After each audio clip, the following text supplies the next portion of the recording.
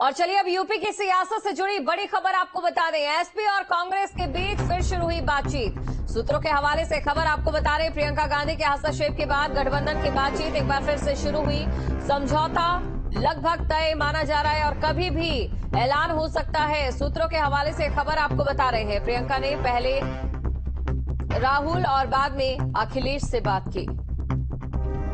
वहीं कांग्रेस ने मुरादाबाद सीट की डिमांड भी ड्रॉप की है। ये सूत्रों के हवाले से जानकारी इस समय मिल पा रही है, ये बड़ी खबर आपको बता रहे हैं। तो गठबंधन का जो सीट शेयरिंग का फॉर्मूला है, उसमें जितनी ज्यादा देरी हुई है, उसका जो नुकसान है कहीं ना कहीं गठबंधन को ही होता दिखाई दिया है। अभी बड़ी खबर यहां पर मिल रही है, एसपी और कांग्रेस के बीच एक बार फिर से बातचीत शुरू हो गई है।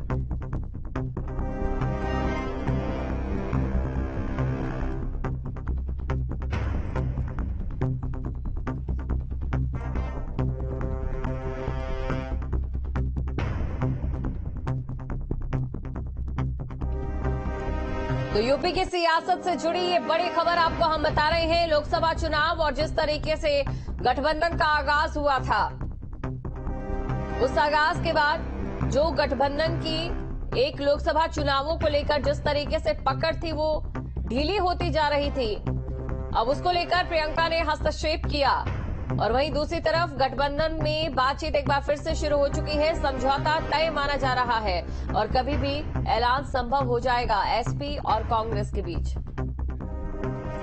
तो सीट शेयरिंग पर बात अड़ी थी। कांग्रेस ने मुरादाबाद सीट की जो डिमांड है उसे ड्रॉप कर दिया है। ये बड़ी खबर आपको बता रहे हैं, यूपी की सियासत से जुड़ी ये बड़ी खबर। तो यूपी की सियासत से जुड़ी ये बड़ी खबर आपको बता रहे हैं, एसपी और कांग्रेस के बीच एक बार फिर से बातचीत शुरू हो गई है। और खबर पर अधिक जानकारी के साथ संवाददाता अविनाश हमारे साथ जुड़ चुके हैं। अविनाश, एक बार फिर से बातचीत शुरू हुई है, सूत्रों के हवाले से जानकारी मिल पा रही है, ऐलान कब तक संभव? बिल्कुल, देखिए सपा और कांग्रेस में बातचीत लगभग बंद हो चुकी थी, लेकिन अब ऐसी जानकारी सामने आ रही है। इस पर प्रियंका गांधी ने जो पूरी बागडोर है वो संभाल ली है और एक बार फिर से बात शुरू हो गई है। ऐलान भी संभव है, माना जा रहा है कि आज शाम या कल तक गठबंधन का ऐलान और सीट बंटवारे को लेकर, क्योंकि गठबंधन में तो दोनों पार्टियां हैं ही, लेकिन माना जा रहा है कि जो सारी सीटों को लेकर जो एक संशय की स्थिति थी वो साफ हो जाएगी, क्योंकि अखिलेश यादव मुरादाबाद गए हुए हैं। देर शाम तक वो लौटने वाले हैं और माना जा रहा है कि देर शाम को जब अखिलेश यादव मुरादाबाद से लौटेंगे तो सीट बंटवारे को लेकर जो फाइनल राउंड की बातचीत है वो हो जाएगी और कह सकते हैं कि जो संशय की स्थिति बनी हुई थी वो तस्वीर अब लगभग साफ होती नजर आ रही है। जी बिल्कुल अविनाश, और एक चीज देखी थी कि गठबंधन की जो तमाम कड़ियां पीछे छूटती गई हैं, उसके बाद ये कड़ी कितनी महत्वपूर्ण रहती है यूपी में, ये देखने वाली बात रहेगी। क्योंकि अगर बात बीजेपी की करें, बीजेपी बहुत सा दम भर रही है, बहुत से दावे कर रही है। बिल्कुल, देखिए अगर विपक्षी एकता की बात करें तो निश्चित तौर पर इस वक्त बीजेपी काफी मजबूत स्थिति में है। तो वैसे में अगर विपक्ष एक साथ रहता है तो निश्चित तौर पर कई ऐसी सीटें हैं जिस पर बीजेपी को टक्कर मिलने की उम्मीद है। लेकिन अगर बिखराव होता है तो जाहिर सी बात है कि बीजेपी के लिए खुला मैदान होगा और वैसे में विपक्षी दलों के लिए जो स्थिति होगी और ज्यादा खराब हो जाएगी। जितनी लेट सीट शेयरिंग को लेकर बात होती रही अविनाश, उसका जो नुकसान है सिर्फ और सिर्फ गठबंधन को ही भुगतना पड़ा है। बिल्कुल, निश्चित तौर पर देखिए अभी से नहीं बल्कि शुरू से ही, चाहे हम सपा और कांग्रेस की बात करें या फिर सपा या फिर आरएलडी की बात करें, सीट बंटवारे को लेकर हमेशा से ही दोनों पार्टियों में कहीं ना कहीं एक संशय की स्थिति बनी हुई थी और कई बार गलती भी देखी गई, दोनों पार्टियों की तरफ से बयान भी सामने आए। लेकिन अब माना जा रहा है कि जिस तरीके से बातचीत एक बार फिर शुरू हुई है और दखल दिया है प्रियंका गांधी ने, तो वैसे में कह सकते हैं कि अब सीट बंटवारे को लेकर जो एक विवाद की स्थिति थी वो खत्म होने के कगार पर है।